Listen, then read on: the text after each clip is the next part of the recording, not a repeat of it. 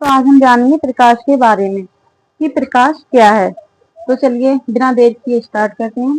प्रकाश ऊर्जा का एक मुख्य स्रोत है जिसकी सहायता से हम वस्तुओं को देख पाते हैं। प्रकाश क्या है? प्रकाश ऊर्जा का एक मुख्य स्रोत है जिसकी सहायता से हम वस्तुओं को देख पाते हैं। या जब प्रकाश किसी वस्तु से टकराता है, जब प्रकाश किसी वस्तु से टकराता है तो वह या तो वापस लौटता है या अपना मार्ग बदल देता है।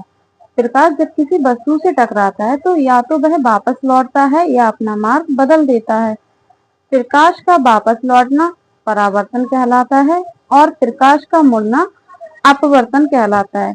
जैसे इस डायग्राम में क्या दिखाया गया है कि ये दोनों किरणें एक बिंदु पर आकर मिल रही हैं और मतलब एक किरण यहाँ से पड़ी और वो दूसरी जगह के लिए लौट गई, तो इसे क्या कहेंगे? परावर्तन। दूसरे डायग्राम में क्या दिखाया गया है कि एक किरण जो सीधी जा रही है वो बिंदु ओ पर जाके रुकी, बिंदु ओ से फिर वो थोड़ी तिरछी हो गई, मतलब वहां से मुड़ गई, तो उसे क्या कहेंगे? अपवर्तन। तो इस तरह की प्रक्रिया को क्या कहते हैं? अपवर्तन। प्रकाश का परावर्तन। प्रकाश का परावर्तन किसे कहते हैं? जब प्रकाश किसी चमकदार सतह से टकराकर उसी माध्यम में वापस लौटता है तो उसे परावर्तन कहते हैं। जैसा अभी मैंने आपको दिखाया कि ये एक अभिलंब पड़ा, ये एक दर्पण है, इस दर्पण पर एक अभिलंब पड़ा, एक किरण यहाँ से आ रही है और वापस बिंदु अभिलंब पर गिरते ही वह वापस वहां से लौट जा रही है, तो उसे हम क्या कहेंगे? परावर्तन। तो यही आपको बताया गया है कि जब प्रकाश किसी चमकदार सतह से टकराकर उसी माध्यम में वापस लौटता है तो उसे परावर्तन कहते हैं। एग्जाम्पल क्या होंगे इसके? दर्पण में चेहरा दिखाई देना। जैसे आप शीशा देखते हो उसमें आपका चेहरा दिखाई देता है, तो मतलब फेस टू फेस। शांत पानी में प्रतिबिंब बनना। पानी होगा किसी बाल्टी में या किसी तालाब में, आप किसी नदी में अपना चेहरा देखना तो उसमें आपकी परछाई मतलब आपका फेस दिखाई देगा। स्टील की प्लेट में छवि दिखाई देना। स्टील का कोई बर्तन हो उसमें आप देखना, कोई साफ सुथरी स्टील की प्लेट वगैरह हो उसमें आप देखना तो उसमें आपकी छवि दिखाई देगी। परावर्तन के मुख्य बिंदु। परावर्तन के मुख्य बिंदु निम्नलिखित हैं। आपतित किरण। आपतित किरण जिसे इंसिडेंट रेज बोलते हैं, जो किरण दर्पण पर गिरती है। आपतित किरण कौन सी होती है? जो किरण दर्पण पर गिरती है। परावर्तित किरण, जो किरण टकराकर वापस लौटती है। आपतित किरण जैसे ये कोई एक दर्पण है, ये एक दर्पण है, ये एक अभिलंब है, ये एक आपतित किरण आकर पड़ी, ये एक आपतित आकर पड़ी और ये यहाँ से इधर के लिए वापस लौट गई। तो जो ये किरण दर्पण पर गिर रही है इस किरण को क्या कहेंगे? आपतित किरण। आपतित किरण। और ये जो किरण लौट रही है इस किरण को क्या कहेंगे? परावर्तित। परावर्तित किरण। और ये बीच में क्या है? ये अभिलंब। ये क्या पड़ गया? ये अभिलंब। और ये दर्पण। तो देखिए वही दिखाया है कि आपतित किरण वह किरण होती है जो किरण दर्पण पर गिरती है, तो ये आपतित किरण दर्पण पर गिरी। और परावर्तित किरण जो किरण टकराकर वापस लौटी है। परावर्तित किरण क्या हुई? ये एक किरण गिरी और ये टकराकर वापस लौट रही है, वापस लौट रही, तो इसे परावर्तित किरण कहते हैं। अभिलंब दर्पण की सतह पर खींची गई 90 डिग्री की एक काल्पनिक रेखा होती है। 90 डिग्री की एक काल्पनिक रेखा होती है। ये जो बीच में एक अभिलंब हमने खींचा ये एक 90 डिग्री की काल्पनिक रेखा होती है। ये आर होता है त्रिज्या और ये आई मतलब आपतन कोण। Angle of incidence. Angle of incidence आपतित किरण और अभिलंब के बीच का कोण।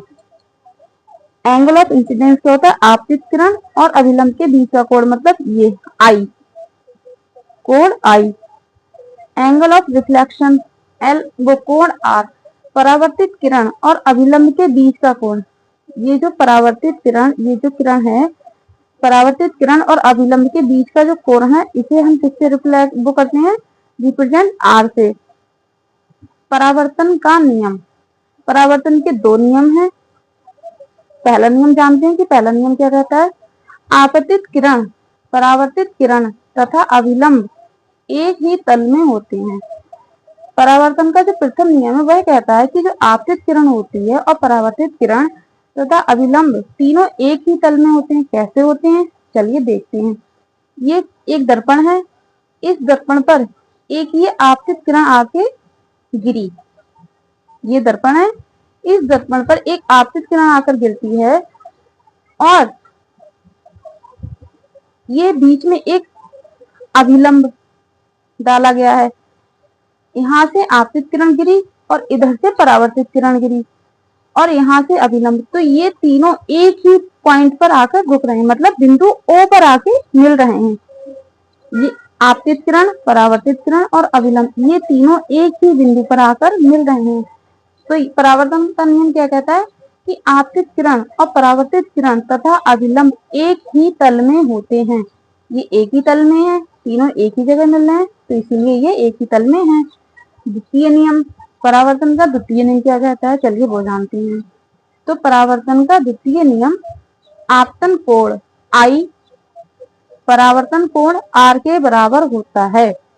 द्वितीय नियम क्या कहता है कि ये जो एक होता है आपतन कोण, जिसे मैंने अभी आपको बताया कि जिसे I से रिप्रेजेंट करते हैं, और एक होता है परावर्तन कोण, मतलब परावर्तित किरण को हम परावर्तन कोण कहते हैं और आपतित किरण को आपतन कोण कह सकते हैं। तो इसलिए ये जो आपतित किरण और अभिलंब के बीच में जो कोण बनना है, इसे क्या कहेंगे, आपतन कोण, और परावर्तित किरण और अभिलंब के बीच में ये जो कोण बनना है, इसे परावर्तन कोण। तो वही बताया द्वितीय नियम में कि आपतन कोण I और परावर्तन कोण R के बराबर होता है, जहां I बराबर आपतन कोण, R बराबर परावर्तन कोण। गोलीय दर्पण, गोलीय दर्पण क्या होता है, चलिए गोलीय दर्पण जानते हैं। गोलीय दर्पण वे दर्पण जिनकी परावर्तक सतह गोलाकार होती है, वे दर्पण जिनकी परावर्तक सतह गोलाकार होती है, गोलीय दर्पण कहलाते हैं। या वे दर्पण जिनकी परावर्तक सतह गेंद के भाग के समान होती है। कोई एक बॉल होती है, बॉल गोल होती है, उसके समान होती है, तो गोलीय दर्पण कहलाते हैं। सॉरी। गोलीय दर्पण के प्रकार, गोलीय दर्पण दो प्रकार के होते हैं, एक होता है अवतल दर्पण और एक होता है उत्तल दर्पण। तो पहले अवतल दर्पण को देखते हैं कि अवतल दर्पण क्या कहता है। अवतल दर्पण, इसकी परावर्तक सतह अंदर की ओर मुड़ी होती है।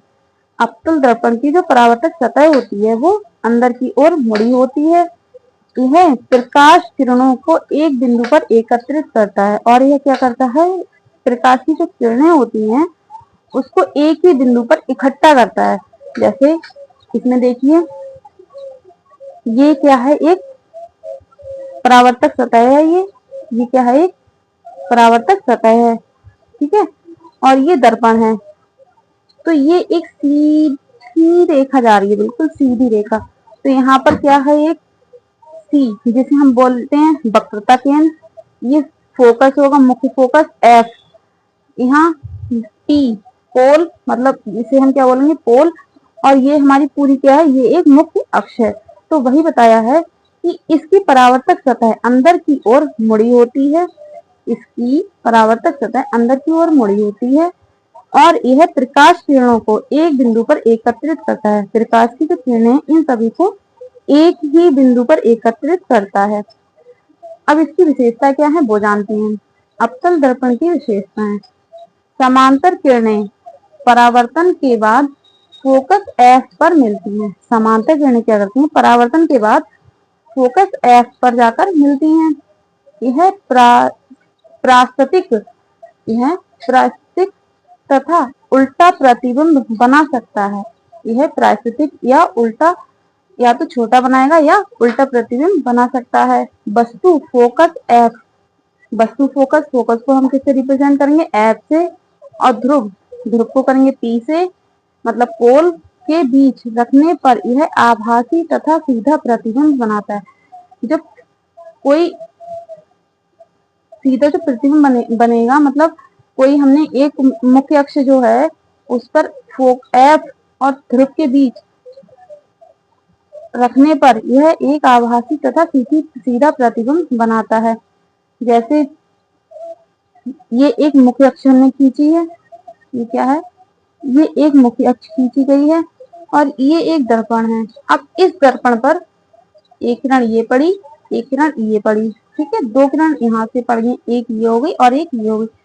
अब इस वाली किरण से एक किरण F पर आकर गिरी, यहाँ से एक किरण F पर आकर गिरी, अब ये थोड़ी बाहर निकल गई, फिर यहीं से दूसरी किरण यहाँ आकर रुकी।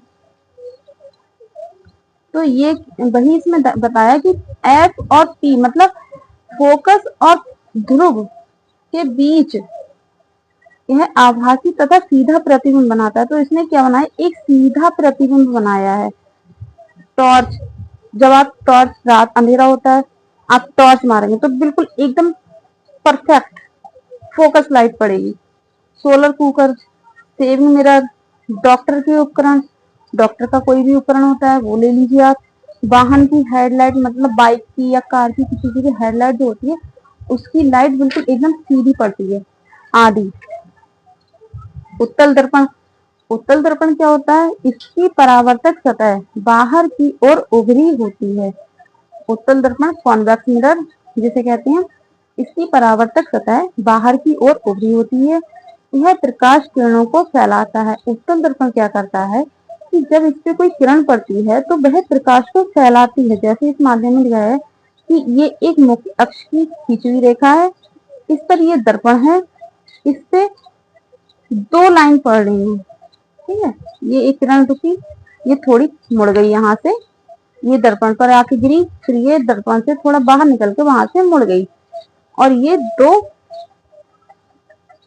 अभिलंब, इन्हें हम अभिलंब बोल सकते हैं, ये मुख्य फोकस पर आके मिल गए। ये हो गई हमारी वक्रता केंद्र, ये हो गया मुख्य अक्ष और ये हो गया पोल। तो वही बताया गया इसमें कि इसकी परावर्तक सतह बाहर की ओर उभरी होती है। यह प्रकाश किरणों को फैलाता है। यह जो किरणें फैल रही हैं, ये क्या काम कर रहा है, प्रकाश किरणों को फैला रहा है। अब इसकी विशेषताएं जानते हैं। उत्तल दर्पण की विशेषताएं, उत्तल दर्पण की विशेषता क्या होती है, समांतर किरणें परावर्तन के बाद फैल जाती हैं। समांतर किरणें क्या करती हैं, परावर्तन के बाद फैल जाती हैं। ये परावर्तन के बाद फैल गई, ये देखिए। यह हमेशा आभासी, सीधा तथा छोटा प्रतिबिंब बनाता है। ये छोटा प्रतिबिंब बना रहा है, बिल्कुल। दृश्य क्षेत्र अधिक होता है और दृश्य का जो क्षेत्र होता है वो अधिक होता है। समांतर किरणों का पथ, इसमें समांतर किरणों का पथ क्या कहता है, ये एक मुख्य अक्ष है, यहाँ पर दो ये किरणें पड़ी जो फोकस, मतलब बिंदु फोकस पर आके तो गिरी हैं, ठीक है। तो वही इसमें दिखाया गया है कि यह हमेशा आभासी, सीधा तथा छोटा प्रतिबिंब बनाता है और इसका दृश्य बहुत अधिक होता है, मतलब क्षेत्र जो होता है, दृश्य का जो क्षेत्र होता है वो अधिक होता है। इसके उपयोग क्या है, वाहनों के रियर व्यू मिरर में, जो गाड़ियां चलाते हैं, जो बॉयज वगैरह होते हैं वो इस चीज को जानते हैं कि वाहनों के जो रियर व्यू मिरर होते हैं उनमें क्या होता है, उसकी जो लाइट होती है वो फैल जाती है। महत्वपूर्ण बिंदु, इंपॉर्टेंट पॉइंट, इसके कुछ महत्वपूर्ण बिंदु हैं। ध्रुव, पोल दर्पण का मध्य बिंदु होता है।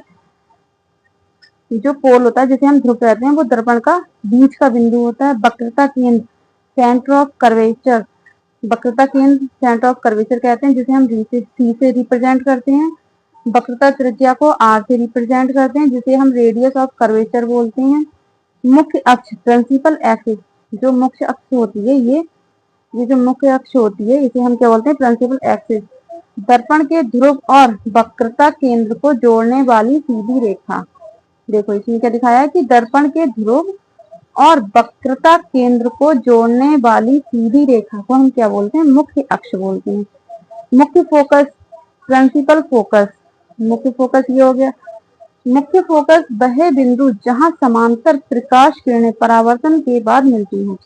मुख्य फोकस का काम क्या होता है कि जहां पर कोई किरण गिर रही है वो मतलब समांतर परावर्तन के बाद, प्रकाश किरणें परावर्तन के बाद उस बिंदु पर आकर मिलती हैं, उसे हम मुख्य फोकस कहते हैं। R=2f। नोट करके आप लिख सकते हैं कि अवतल दर्पण की फोकस दूरी ऋणात्मक होती है। देखिए कितनी अच्छी बात है, कितना इंपॉर्टेंट पॉइंट है ये कि अवतल दर्पण की जो फोकस दूरी होती है वो हमेशा ऋणात्मक होती है और जो उत्तल दर्पण की फोकस दूरी होती है वो धनात्मक होती है। तो आज के लिए इतना ही। धन्यवाद। अगर वीडियो अच्छी लगी हो तो लाइक, कमेंट एंड शेयर करें और चैनल को सब्सक्राइब करें। इसी तरीके की